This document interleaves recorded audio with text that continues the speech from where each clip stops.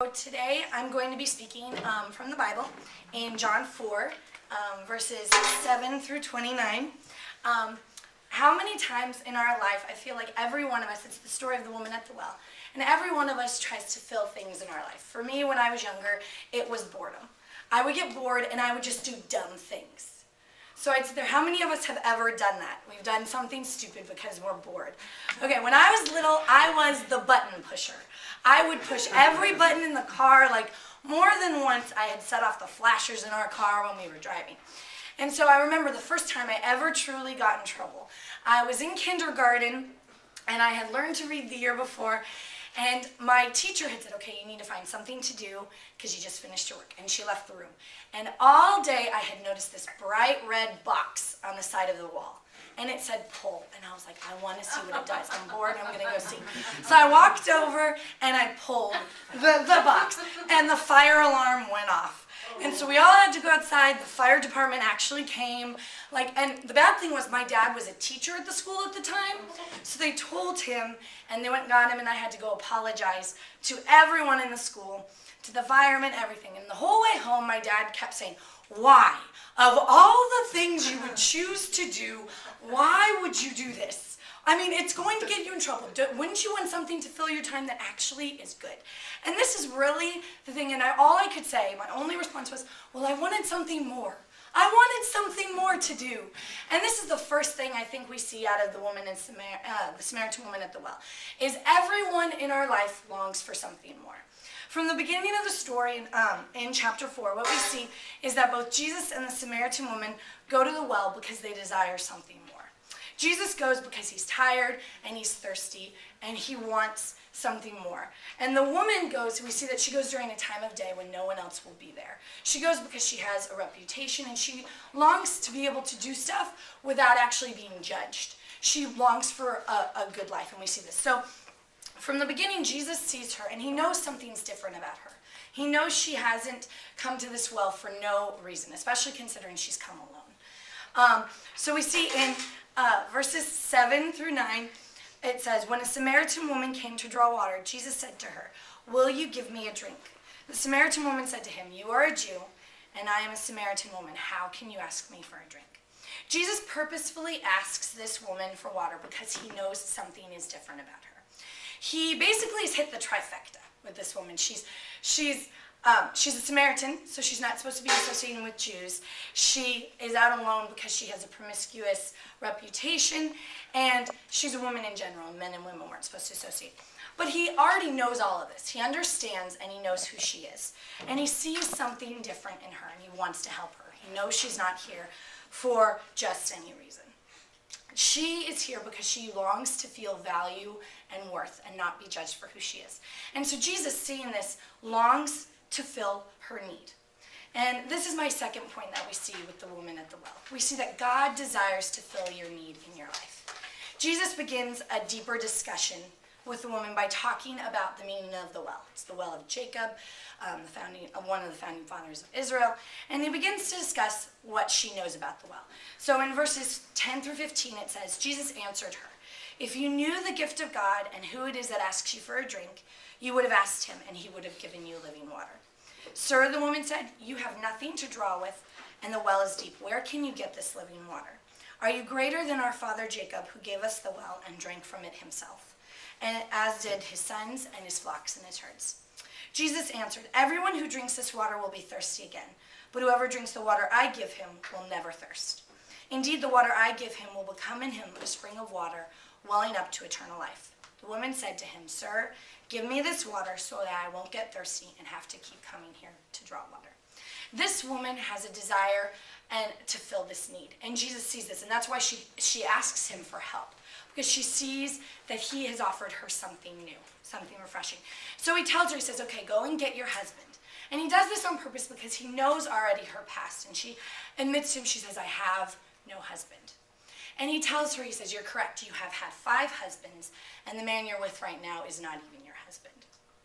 See, this woman has spent her life filling her emptiness with men.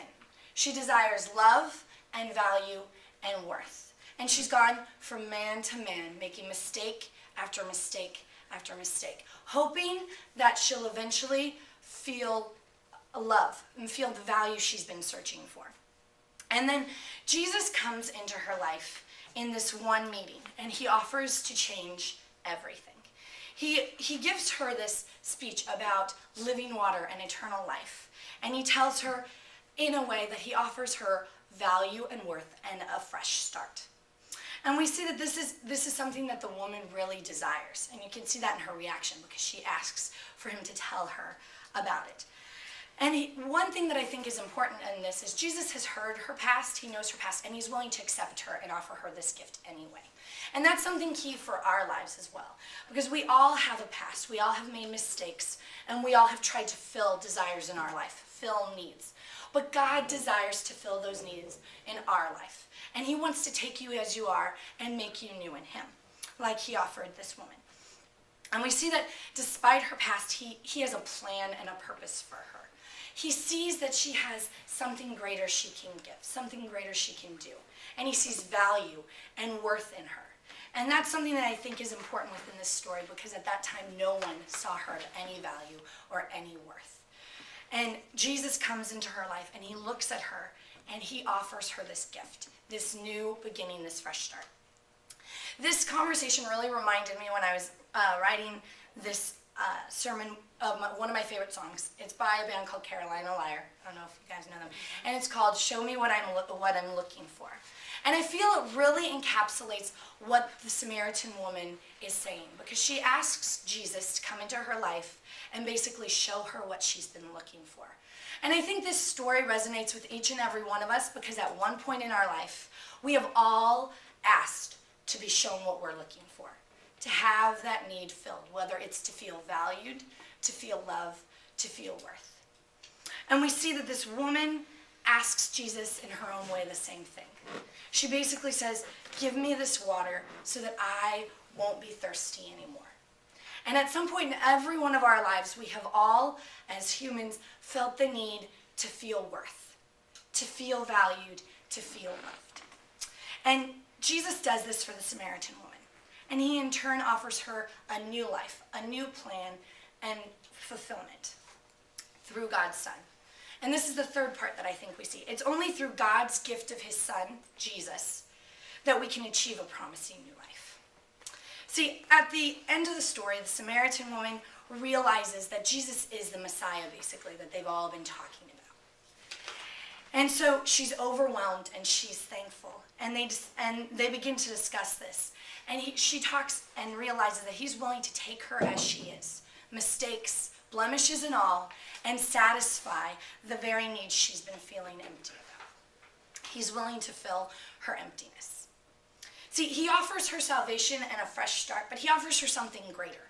He offers her a promising new life. She can start over, and she can be fulfilled. And in gratitude, she goes into town, which we'll see in a little bit, and tells everyone about him. God has a plan for her.